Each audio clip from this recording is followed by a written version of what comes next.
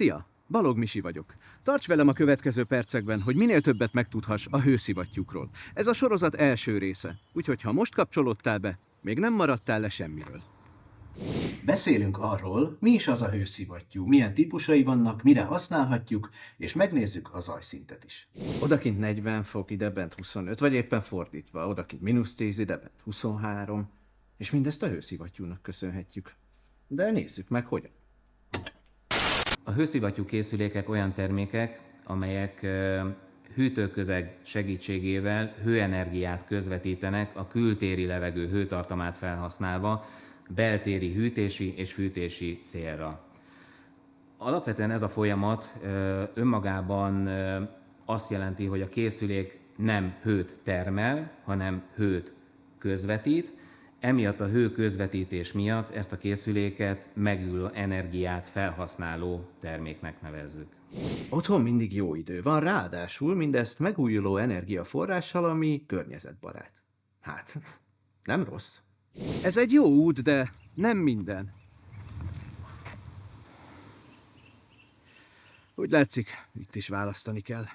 Milyen típusú hőszivattyúk léteznek? A lakossági hőszivattyúk típusait a hőleadó és a hőfelvevő közeg alapján különböztetjük meg, vagyis hogy honnan veszi és hova adja át a hőenergiát. A Midea lakossági termékpalettáján létezik levegő-levegő és levegő-víz hőszivattyú. A jól ismert légkondicionáló berendezés egy levegő-levegő hőszivattyúnak minősül. Amikor fűtés üzemmódban van, a kültéri levegőből vonja el a hőt, és közvetlenül a beltéri levegőnek adja azt át. Hűtés üzemmódban ez a folyamat megfordul.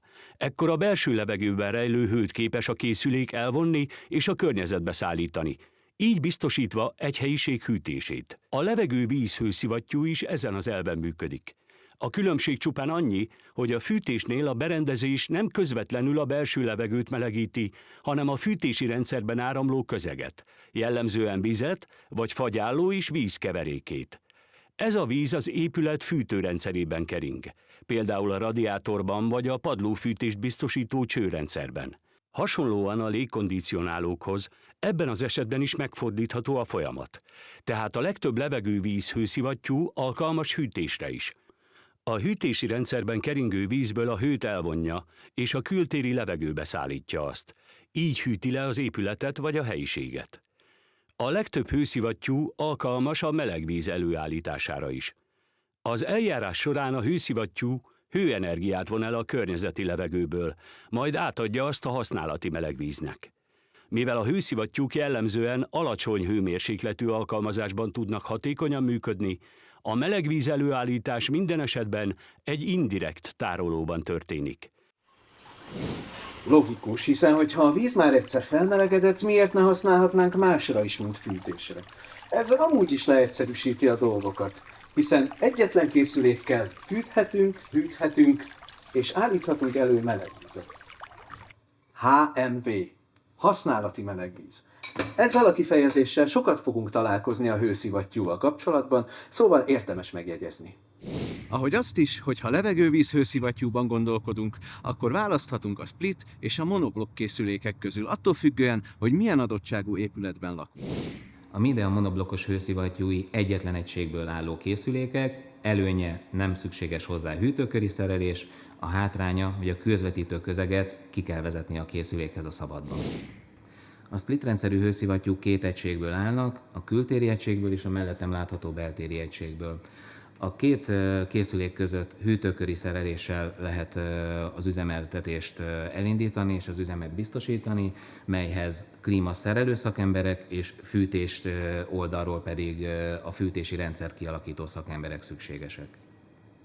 A készülék sajátosságaiból fakadóan a két egység egymáshoz képest viszonylag nagy távolságban is elhelyezhető, illetve ennek az üzemeltetésekor fagyvédelmi funkciót és fagyvédelmet nem kell a készüléknek biztosítani.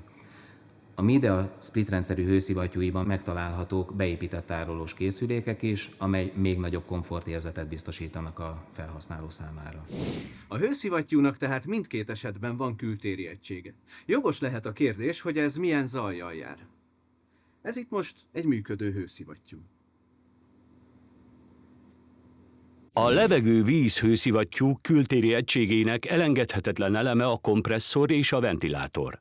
Ezek működésük közben hangot bocsátanak ki. Az M-termál készülékek 16 kW teljesítményig egy ventilátorral üzemelnek, amely egyrészt megnövelt átömlési keresztmetszettel rendelkezik, így alacsonyabb fordulatszámon képes üzemelni, másrészt a járókerék speciális kialakításának köszönhetően igen csendes üzemre képes. A Midea hőszivattyúiban ikerforgó dugattyús kompresszorokat alkalmaznak, amelyek dinamikai szempontból rendkívül jól ki vannak egyensúlyozva.